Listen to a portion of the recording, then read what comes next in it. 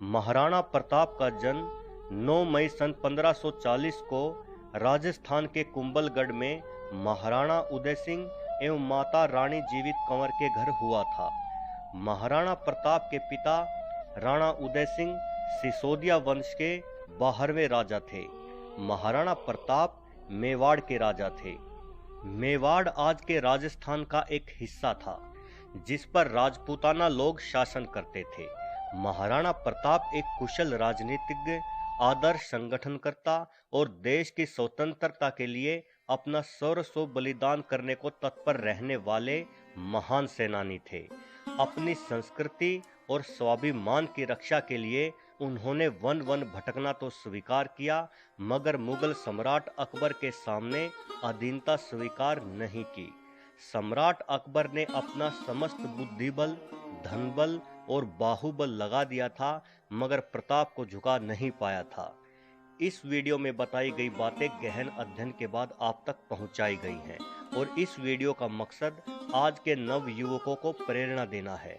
अगर आप लोगों को ये वीडियो पसंद आए तो इसे अपने दोस्तों में शेयर करें और मेरे चैनल को सब्सक्राइब करें।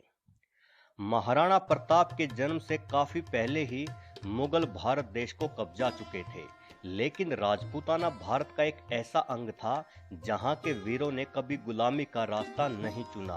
राजपूत युद्ध कौशल में बेहद निपुण थे और इनका सामना करने में बड़ी से बड़ी सेना के भी पांव डगमगाते थे। अपने वंशजों की ही तरह महाराणा प्रताप बचपन से ही बेहद जुझारू लड़ाके थे।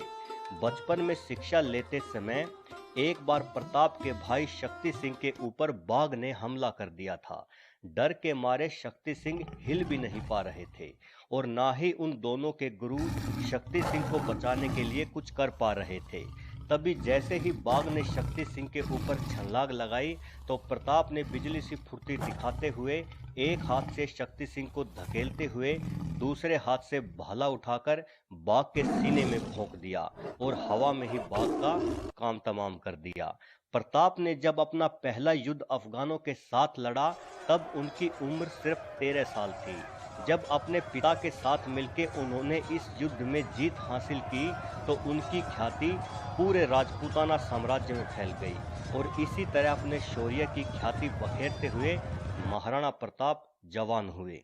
माना जाता है कि महाराणा प्रताप का कद 7 फीट 5 इंच था और वजन 135 किलो। उनका भाला 81 किलो का था और उनके सीने का कवच 72 किलो का। एक सामान्य इंसान इतना वजन उठा भी नहीं सकता, लेकिन महाराणा प्रताप भाले, कवच और अपनी ढाल समेत करीब 208 किलो वजन लेकर युद्ध के मैदान में जाते थे और जब अपने भारी भरकम शरीर के साथ वो युद्ध के मैदान में गरजते हुए आक्रमण कहते थे तो विरोधी सेना के बहुत सारे सैनिक उनके इस रूप को देखकर ही वापस भाग जाते थे।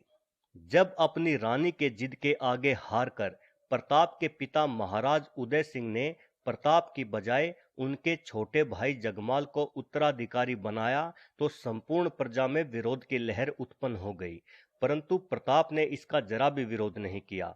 उन्होंने अपने पिता के फैसले का सम्मान किया और जगमाल को मेवाड़ का नया राणा बनने में खुशी जाहिर की। लेकिन जगमाल किसी भी कीमत पर मेवाड़ की गद्दी संभालने योग्य नहीं था। वो भोग विलास में सदैव डूबा रहता था। जगमाल इस बात को भली भांति जानता था कि प्रताप प्रजा में बेहद लोकप्रिय है और प्रजा अपने प्रिय प्रताप को ही मेवाड़ के महाराणा के रूप में देखना चाहती है। इसलिए उसे डर सता रहा था कि प्रताप कहीं प्रजा के साथ मिलकर उसके खिलाफ विद्रोह न कर दे। इसी डर के चलते उसने प्रताप को मातृभूमि से निर्वासन दे दिया, यानी उसने प्रताप को मेवाड़ से बाहर निकल जाने का आदेश दे दिया। प्रताप मेवाड़ छोड़कर जा ही रहे थे कि तभी मेवाड़ की सारी प्रजा और सभी सामंतों ने इसका विरोध किया।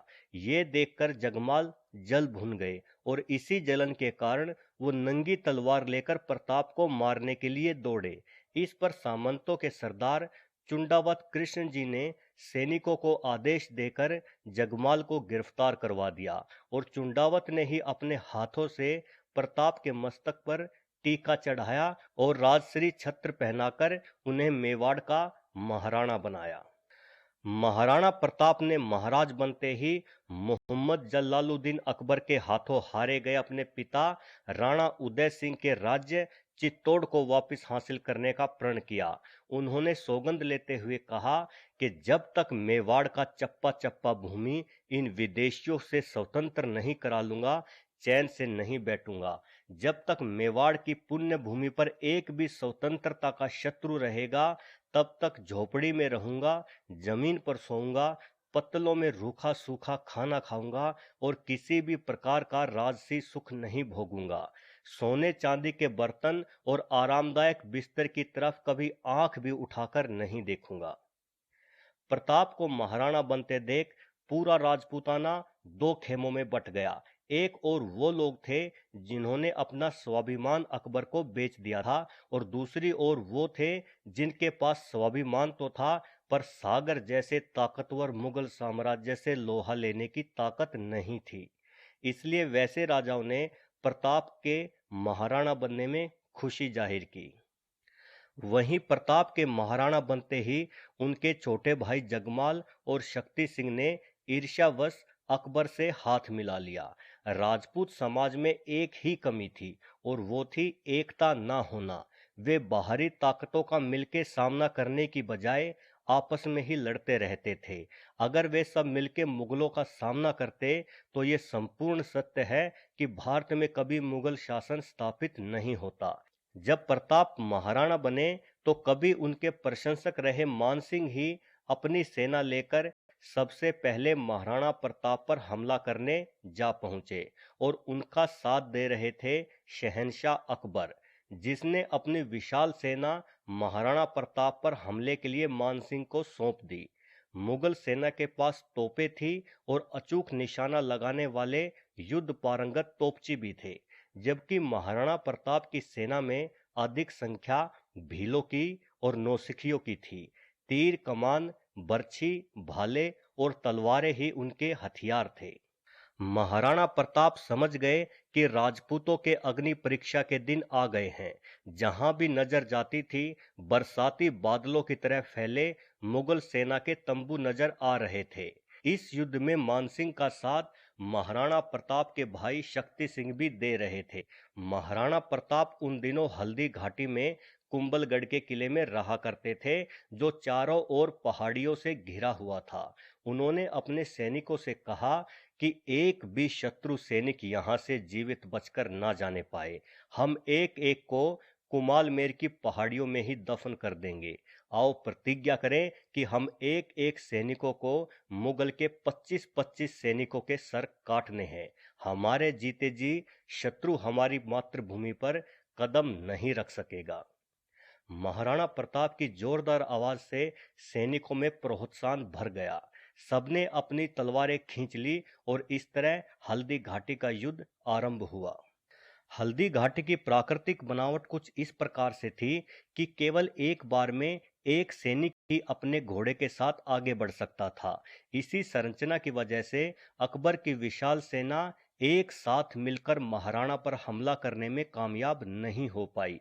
राणा प्रताप के सैनिकों ने मुगल सेना के हजारों सैनिकों को मार डाला। उस समय यह देखकर प्रतीत हो रहा था कि मानो युद्ध केवल राणा प्रताप के ही हाथों में है। मुगलों को यह समझ में नहीं आ रहा था कि प्रताप तक पहुंचने का कौन सा मार्ग लिया जाए। ऐसे समय में महाराणा प्रताप का गद्दार भाई शक्ति सिंह सामने आया और उसने हल्दी घाटी में सेना को प्रवेश कराने की जिम्मेदारी ली। शक्ति सिंह के मार्गदर्शन से मुगल सेना हल्दी घाटी के मार्ग से पहाड़ी क्षेत्र में प्रवेश करने लगी। महाराणा प्रताप ने जब ये देखा कि मुगल सेना हल्दी घाटी के पीछे वाले रास्ते से आगे बढ़ी चली आ रही है, तो उन्हें यह समझते देर नहीं लगी कि किसने उन्हें यह रास्ता सुझाया होगा। अब महाराणा प्रताप ने आगे बढ़कर हल्दी घाटी में ही मुगल सेना को दबोचने की रणनीति बनाई। राणा का आदेश पाते ही राजपूत नंगी तलवार लिए मुगल सेना पर टूट पड़े। भीलों का समूह जहर बुझे तलवारों से मुगल सेना का संहार करने लगे। पहले ही हमले में राणा प्रताप ने मुगल सेना के छक्के छुड़ा दिए। देखते ही देखते मुगल सेना की लाशें बिछने लगी। मुगल सेना में हड़कंप मच गया तो उन्होंने तोपें चलाना शुरू कर दिया। तोपों के गोले जब आग उगलने लगे तो राणा प्रताप की सेना के पास मुगल सेना की तोपों का कोई जवाब नहीं था। उनकी ढालें, तलवारें, बर्छे और भाले तोपों के आगे बौने पड़ने लगे और अचानक से ही लड़ाई का रुख बदल गया और राजपूतों की लाशें बिछने लगी। अपने जाबाज सैनिकों की लाशों का अंबार देखकर महाराणा प्रताप गुस्से से आग बबूला हो गए। ऐसे में राणा प्रताप अकेले ही पूरी फौज बन गए। अपनी तलवार के वार से वो मुगलों को गाजर मूली की तरह काट रहे थे। उनकी विशाल ढाल को मुगलों के तोप के गोले भी नहीं भेद पा रहे थे। महाराणा प्रताप एक बेहद खूबसूरत और विशाल सफेद रंग के घोड़े चेतक पर सवार होकर शत्रुओं का संहार करते करते मानसिंह को ढूंढने लगे। देखते ही देखते उन्होंने सैकड़ों मुगलों की लाशें बिछा दी। वो जिधर निकल जाते थे मुगल सेना में हाहाकार मच जाता था। मुगल युद्ध भूमि को छोड़कर भागने पर मजबूर हो जाते थे। महाराणा प्रताप मुगल सेना को चीरते हुए सेना में बहुत अंदर तक जा चुके थे, जहां पर उनके अलावा कोई दूसरा सैनिक मौजूद नहीं था। इस मौके का लाभ उठाकर सैकड़ों मुगल सैनिकों ने उन पर एक साथ हमला कर दिया, लेकिन महाराणा प्रताप जैसे वीर को काबू करना बेहद कठिन था। उनकी विशाल कदकाठी के सामने सभी मुगल बच्चे दिखाई पड़ते थे। जब वे भाला फेंकते थे तो वो भाला एक के बाद एक कई सारे मुगलों के सीने को चीर देता था। उनकी तलवार का वार इतना भयंकर होता था कि मुगल सैनिकों की ढाल को भी फाड़ते हुए उनके शरीर के दो टुकड़े कर देता था। तभी एक तलवार महाराणा की भुजा से आकर लगी। उनका प्रिय घोड़ा चेतक भी मुगलों की तलवारों के प्रहार से घायल हो चुका था, लेकिन अश्वों की माला कहा जाने वाला ये अश्व दूसरे घोड़ों की तरह घायल हो जाने पर युद्ध भूमि में थककर बैठ जाने वालों में से नहीं था। वो लगातार चारों ओर घूमकर महाराणा प्रताप का साथ दे रहा था। उसी समय एक बर्छी भी महाराणा के शरीर में धंस गई और वो बुरी तरह से घायल हो गए। महाराणा का घोड़ा चेतक अत्यंत संवेदनशील और समझदार था। अपने स्वामी के प्राणों को संकट में देखकर वो तुरंत ही महाराणा को युद्ध क्षेत्र से दूर ले गया। युद्ध के मैदान से निकलते ही चेतक की गति कुछ धीमी पड़ गई। चेतक के पैर से रक्त की धारा बहे जा रही थी। महाराणा प्रताप लगभग मूर्छित हो चुके थे। अचानक महाराणा प्रताप को घोड़ों की टापों की आवाज सुनाई दी। जब उन्होंने पीछे पलटकर देखा तो कई सारे मुगल सैनिक वायु की रफ्तार से हाथ में तलवार लिए उनकी ओर दौड़े चले आ रहे थे। महाराणा प्रताप ने चेतक से कहा, मेरे बच्चे, आज तेरी स्वामी भक्ति की परीक्षा है। तुम्हारा स्वामी इन सैनिकों से लड़ने की हालत में नहीं है।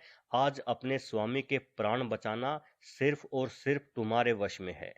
चेतक अपने स्वामी को मूर्छित होते देख रहा था। हालत को समझते हुए अपने जख्मी पैरों के बावजूद वो अपना पूरा जोर लगाकर भागा। घायल चेतक की बिजली सी रफ्तार देखकर मुगल सैनिक चकित रह गए, परंतु दुर्भाग्यवश एक बड़ा सा नाला चेतक के सामने आ गया। वो नाला एक पहाड़ी को दूसरी पहाड़ी से अलग करता था।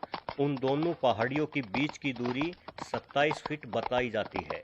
ये देखकर मुगल सैनिक खुश हो गए कि अब महाराणा की मृत्यु निश्चित है, क्योंकि आगे 27 फीट लंबा नाला आ जाने पर मजबूरन महाराणा के घोड़े को रुकना ही पड़ेगा। लेकिन चेतक एक ऐसा वफादार घोड़ा था जो शायद समझ चुका था कि अब अपने जख्मों से बह चुके अपने सारे रक्त के कारण वह जीवित नहीं रह पाएगा और अपने स्वामी के प्राणों की रक्षा करना ही उसका अंतिम उद्देश्य बन चुका था। जैसे ही नाला पास आया, मुगल सैनिकों के चेहरे पर क्रूरता भरी मुस्कान तैरने लगी। उन्हें यकीन था कि जल्द ही महाराणा प्रताप का घोड़ा अपने कदमों को रोक लेगा, लेकिन वे ये देखकर भौचक्के रह गए कि नाले के पास आने पर चेतक ने अपनी रफ्तार और भी तेज कर ली। मुगल सैनिक आपस में कहने लगे कि लगता है इस राजपूत का घोड़ा पागल हो गया है और वो नाले में कूदकर अपनी जान देने वाला है। चलो अच्छा है, हमारा काम आसान हो जाएगा, क्योंकि अब तो प्रताप का घोड़ा समय ही उसे मार डालेगा। लेकिन जैसे ही चेतक नाले के किनारे पर पहुंचा, उसने अपनी सारी बची हुई ताकत लगा दी और जोर से हिनहिनाते हुए एक जबरदस्त छलांग लगाई। उसकी छलांग इतनी जोरदार थी कि मुगल सैनिकों को लगा कि मानो चेतक को पंख लग गए हों और वो उड़ रहा है। उनकी आंखें फटी की फटी रह गई और अगले ही पल चेतक नाले के उस पार जा पहुंचा, परंतु घायल और बेहद थक जाने की वजह से नाले के उस पार जाते ही चेतक जमीन पर गिर गया और दोबारा फिर कभी नहीं उठ पाया। महाराणा प्रताप तो सकुशल थे, पर एक मूक जीव ने अपनी स्वामी भक्ति दिखाते हुए वीरगति को प्राप्त किया और अपना नाम इतिहास के स्वर्णिम अक्षरों में लिखवा गया। युद्ध में घायल महाराणा प्रताप की उस समय बड़ी ही असहाय स्थिति हो गई थी। महाराणा प्रताप ने अर्धमूर्छित हालत में भी घुटनों के बल बैठकर अपने प्रिय चेतक का सर अपनी गोद में रख लिया और उनकी गोद में ही चेतक ने दम तोड़ दिया। अपने घोड़े के ऐसे अदम साहस से महाराणा फूट फूट कर रोने लगे। जब मुगलों ने ये देखा तो आश्चर्य से देखते ही रह गए। उन्होंने अपने घोड़े को भी उस नाले को पार करने का आदेश दिया, पर हर घोड़ा चेतक नहीं हो सकता और कोई मुगल सैनिक महाराणा प्रताप तक नहीं पहुंच पाया।